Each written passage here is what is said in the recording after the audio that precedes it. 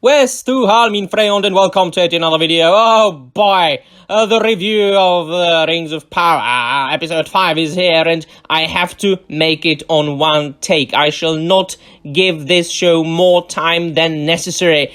Last time I said that the 4th episode was the worst one so far. I was wrong, 100 and absolutely wrong. I am sorry and I admit it. This episode was the worst one so far. This was the slowest, miserable piece of donkey manure I have ever seen, or at least that I have seen on television for the last 20 years. And just by the way, the greatest crime of this show, of this episode, is that this was so far the episode that broke the law the most. Na na na na na na na na na na na na, breaking the law, breaking the law.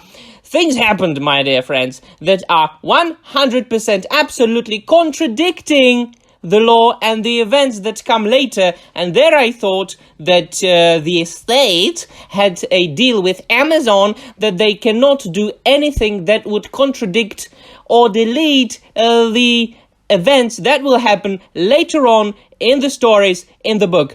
Well, whether I am wrong or they are committing very, very serious mistakes here. Well, let us dive in. I shall not dwell on each and every single detail for a long time, but there were things that I need to focus on. The first one is the absolutely new and constructed character that was devised by the showrunners and by the screenwriters of Amazon, and that is Galadriel. Now, you have never ever whatsoever in your lives encountered this character in the books of Professor Tolkien. In none of them. Not the appendices, not the Lord of the Rings, not the Silmarillion, not the Unfinished Tales, none of it. This is a textbook example of a Mary Sue, Go Girl, Xena the Warrior Princess character from 2022. It is absolutely disgusting.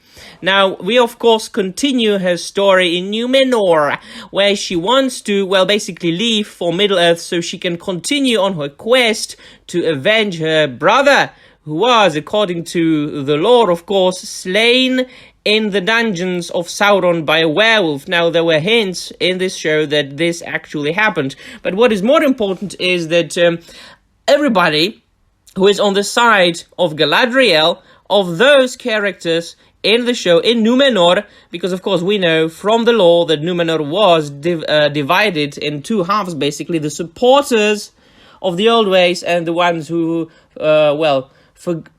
basically forbade the following of the ways of the Valar.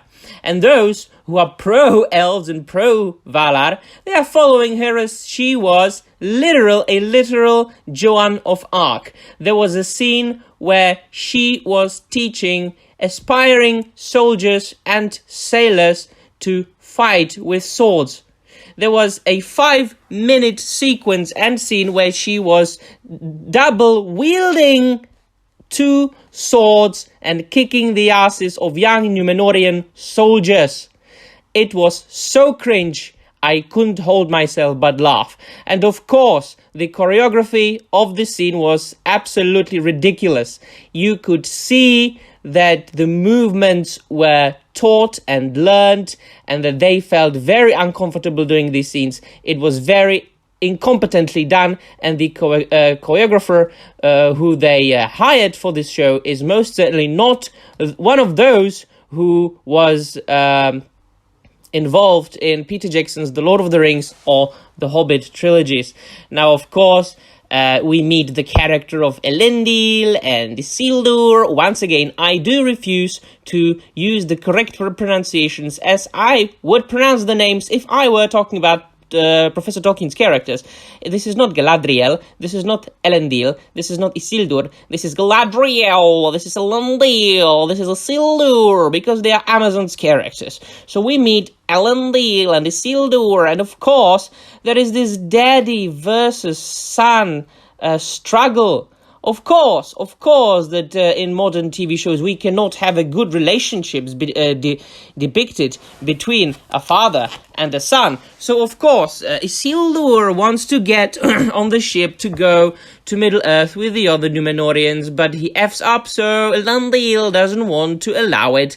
Oh, but what does he do? Our young stoner Isildur, he gets on a ship and he wants to go to Middle-earth secretly, but there is another guy who does not want the ship to leave because he is against the ways of the Valar and the elves, and he wants to set the ship aflame. Well, and they meet and they fight, and oh, what happens? The ship explodes, and that's the explosion of the ship that we saw in the trailer. It is absolutely nonsensical. Everything, 100%, my dear friends. I am not exaggerating at all. 100% of the events that have happened so far in all the 5 episodes have been constructed by Amazon, and none of this resembles what Professor Tolkien wrote. Other than that, it's very boring, very slow, very incompetently made. You can see that there are only two actors in the entire TV show that are good and that actually feel comfortable acting. And that is the actor who plays Elendil and the actor who plays Durin, the fourth, who of course only appeared in the books as a name. Durin the fourth. There, in the lore, there were never two Durins living at the same time. The dwarves considered Durins to be basically a reincarnation of the original Durin, one of the oldest or one of the original dwarven kings. But let us put that fact aside for a moment. So, of course, throughout the entire episode, there is this struggle between the Numenorians and Galadriel and Miriel, who goes to her father, and he tells her, you can't go to Middle-earth because you will only find darkness, yada yada. But in the end, we all knew that it would happen. Galadriel bravely walks to the deck of the ship and leads the army of the Numenorians along with Miriel to Middle-earth to save the whatever kingdom there, Southern Kingdom, and find Sauron or whatever. There is this one thing that Farazon, absolutely anti-canonical character. Once again, we know that those two people, Farazon and Tarmiriel, should have lived about like 2,500 years after these events, because this is, from what we know, what we think we know, this is happening at about, well, at the beginning of the Second Age. At the beginning. Well, I have covered this in my previous videos. The important matter here is that Farazon wants to take advantage of this expedition and this journey, and he wants to help Halbrand the Sauron reclaim his southern throne so he can then take advantage of it and have strong allies in Middle-earth. From the lore, we knew that Ar-Pharazôn made war expeditions and raids on kingdoms of Middle-earth. The full stop. And then, of course, he went to kind of war with Mordor and, captured Sauron, because Sauron kind of let himself be captured and he brought him to Numenor and things like that. But I've covered this. So this, what is happening in the show, has never happened. Absolutely awful. There are more signs that Halbrand is Sauron because he's like the best smith in the kingdom. No Numenorian smith is better than Halbrand. So there we go. He's like a mystery box, but he isn't, because it's quite apparent that he's Sauron. And then the other very important storyline here is Elrond and Durin. Of course, this is the most anti-canonical thing that happened in the entire episode. So all of this is revolving around Mithril that they found. But if I remember correctly, also in the last episode, Durin exposed to Elrond the dwarvish name for Mithril. In the book, Gandalf specifically said, I remember, that the dwarves don't or have never revealed their own name for Mithril to anybody, and that Mithril is the Elvish name for that precious metal. But whatever, this show is only breaking the law and nothing else. What is even more abhorrent is that in this show, in the latest episode, it was Disa who found the Mithril. So that's another thing. So, well, wait, what? So Disa has basically caused the downfall of Khazad-dûm? Because, of course, the dwarves will delve too greedily and too deeply and awakes Balrog. All right, but...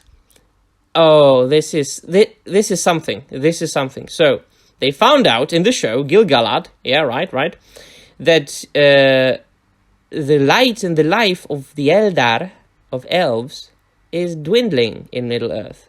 And the trees are dying and things like that, alright? And do you know what was the only thing that can save all the elves in Middle-earth? What, European lore? What? Tell us! It's Mithril. Because they believe, according to Amazon's made-up lore legend, that Mithril, and now, pay attention, contains the light of the last of the Silmarils. What the fuck? Yes, precisely, my dear viewers and listeners, precisely. You can't mean it seriously! Oh, I do mean it seriously, quite seriously. According to Amazon's lore, Mithril contains the light of the Silmarils and it can save elves from the dark side of the Force. Or basically, from nothingness, from the never-ending story.